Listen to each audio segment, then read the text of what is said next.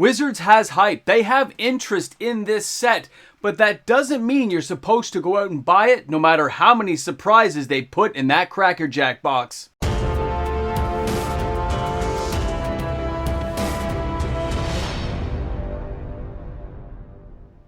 Let's face the facts. Everything looks good when you have low expectations for the outcome. Welcome back, everyone. MTG Moxman here. Thanks again for hanging out with me on my channel today. Big shout out and thank you to everyone who's been giving the videos a thumbs up and of course subscribing to the channel and helping me get closer to 20,000 subscribers. Thanks again, guys. That party is going to be awesome when we get there. When we hit that 20,000 subscriber mark, we're going to have a good party. You know it's true. I can't wait to share it with everyone. Now let's talk about Lord of the Rings, because it is kind of interesting that there is actual hype and interest in the product, but it's still at a premium price point, right? PPP, it's a premium price point. It's expensive. And because previous products haven't done that well, and this card selection is kind of a little better, like the actual card mechanics are a little bit better on some of these cards, it has a lot of people thinking, hey, this is pretty good. This is pretty awesome. But a lot of people are failing to remember that price memory that we got D&D for like half this price, right? These kind of Universe Beyond products were a lot cheaper just a couple of years ago, and this IP, this licensing of this product is costing an arm and a leg. And there'll be a lot of Timmies out there who are going to march down to the store and buy it. I already know it's true because I've seen the sales data.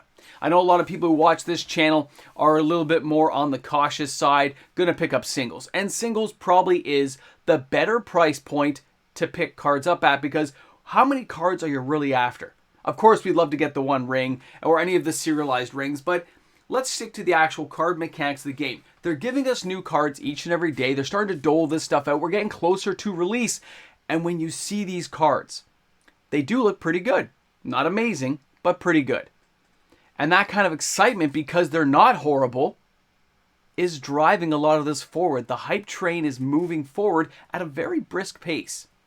But a lot of the people, like I said on this channel, I know you're not going to be buying this product in massive bulk. You might open a box here or there, but I know how people in the microverse here of YouTube are thinking. We're not Timmies. We're not just going to dive into a store and buy the stuff. We're not asking Grandpa Joe and Grandma Ann to go down and pick this stuff up for Christmas. That's not the way we play things. That's not the way we roll. We're going to sit back and relax a little bit, see how this set susses out, and if anything's an indicator from last year, we know it's going on sale about 12 months from now. I'm going to keep hyping on this stuff. Same with that Commander Master stuff that comes out. I know they're going to be redoing the prices. We know it's going to go cheaper because everything has gone cheaper from overprinting, and I have not seen that much of a tight production run, and we know Wizards isn't doing it for this product, to say it won't go on sale from your local LGS at some point. Now, for the cards, I've got to say, when I looked at the first few, I got disappointed in some, like the Balrog, can't help myself. I had hopes for others, and they worked out fairly well.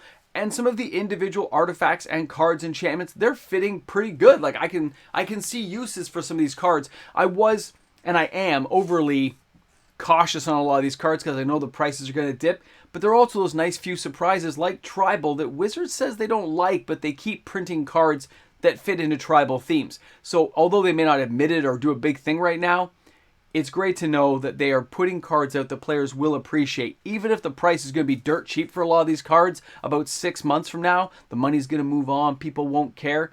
It's kind of funny, this video will look back like 20 years from now, people are saying, people paid full price for that product? It's kind of crazy. You never know where these conversations go over the years, but it's one of those things you look back and go, yeah, I remember calling that, or oh, I got that one wrong. It happens, guys. So take a look at this stuff. Like, here's some of the cards. I want to share a couple with you today, and just some of these interesting bits here. So here is Shilom, okay? Now, this thing is, I have a lot to say on this. Number one, it's a spider demon. Again, notice that hybrid creature types here.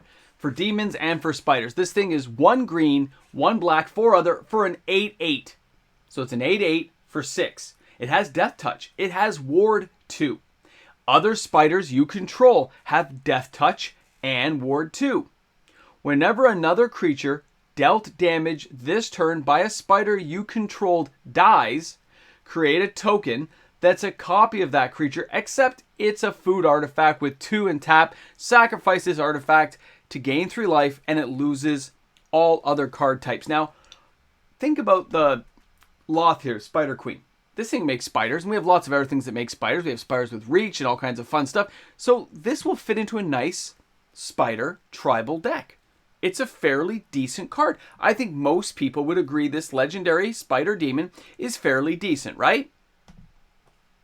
So what happened to Balrog? This thing's stronger than a Balrog. Sam took that thing on. Gandalf had to fight that thing and basically die fighting the Balrog. But that's the Balrog they gave us, and they gave us Sheloam like that. All right, hold on. We got better ones. I'm just a little annoyed. You guys know it's true. All right, now, the Mirror of Galadriel. This is a 2 casting cost generic. 5 and tap it. Scry 1, then draw a card.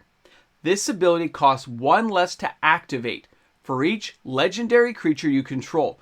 Now, I want you to think of all these amazing legendary creatures we know are out there now. Guys like Rhys the Redeemed. He's an older one, but he's one of the first, he's a single casting cost legendary creature, which means he comes out on turn 1, turn 2 comes out the mirror, and it's already at 4 to cast out, but you could be casting other cards as well. There's lots of 1-drop. Think about all the early Planeswalker flip cards, like guys, there's choices now. Wizards is really leaning on a lot of this legendary type stuff to build these legendary commander decks. They're building them from the ground up. They are offering utilitarian cards to build legendary decks with Mox Amber and other cards of that type. This is interesting to see happen because it's going to happen. You can't deny it. When you start seeing cards like these all coming out and fitting together like a jigsaw puzzle, you can put it together. Even those cards are better than Balrog. All right, hold on. We got more here. Don't worry. So this is the last card I want to share with everyone because this one made me think of a lot of different cards. I'm going to share it with you here. Flowering of the White Tree. It is 2 white legendary enchantment. Legendary creatures you control get +2/+1 and have ward 1. That's a pretty good ability, especially if there's a lot of legendary creatures coming out. Non-legendary creatures you control get +1/+1, so I guess that counts for any tokens and things you put together. Very interesting. Now, of course, it immediately made me think of Crusade. That banned card, culturally inappropriate. This card just gave all white creatures +1/+1. Early days of Magic. But then the second card it made me think of was Jihad because of the +2/+1. And Jihad was, of course, 3 white to cast. Choose a color. As long as an opponent has cards of this color in play, all white creatures gain +2/+1. Jihad must be discarded immediately if at any time opponent has no cards of that color in play. Together, that kind of reminds me of this card, okay? It's that kind of ilk where this card's going to see a lot of play. It's going to probably be a $7 or $8 rare. The price will come down because, let's face it, it's going to be opened everywhere, okay? But that's what I'm talking about. Little surprises like that. Little surprises like the cards I share with you today, like Sheloam and stuff, ruining the Balrog, but that was kind of a surprise actually. But looking at these cards, seriously, when you look at the cards I've shared with you, and you look at those price points, and the cards are going to be cheap, it's definitely a place where you should be buying singles. Singles still rule the day for anyone who knows what they're doing. You're not going to buy boxes hoping to crack one, unless you're just having a good time with some friends, of course. But if you want individual cards to put into specific decks, you're going to buy the singles. You're going to save yourself a ton of money, not pay the premium price, and you're going to dive into this with open eyes saying there's going to be lots of product available. It's not being short printed. Chances are it's going to be over printed. And this stuff's just going to be around. We don't have to worry about it. It's going to see a lot of play. Players are going to enjoy it. But it's going to be around. It's not disappearing tomorrow. They ruined that kind of thing for the hype. I don't think they'll have anything going on that. They should have. If you guys saw yesterday's video, they should have done that, but they didn't. So don't fall for the tricks and surprises. Stay the course. Buy singles. Enjoy the cards you really want to get your hands on. And of course, don't forget to shop smart. Shop S-Smart. Guys, thanks a lot for hanging out today. Hope you enjoyed the content, and thanks again for hanging in there with me today for another video. Guys, it's an honor to be able to talk with you guys each and every day in these types of video formats. So thanks again for watching, and I'll see you guys all tomorrow. And of course, a big shout out and thank you Because without the patrons supporting this channel each and every day, this kind of content, these uploads would not be happening. So thanks again to the financial supporters of the channel, the patrons, and the YouTube membership members. Have a great one. All right, you're here at the end. Welcome back. Thanks a lot for shopping smart, shop S-Mart. And yeah, the cleaning has begun. You probably saw my Instagram photo. Oh, it's like a jungle back there. But I hacked through a lot of it. I started de-weeding. I still have to pull up every single patio stone, relay gravel, re-level everything, and of course put the screening in so the weeds don't grow back. I'm doing it right this time. Not the rushed Moxman from like 15 years ago where every year those weeds grow back, so I've got to kill everything, turn everything over, but we will get to this one battle at a time. Never give up. Never surrender. What was that, Galaxy Quest? Great stuff, man. Great stuff.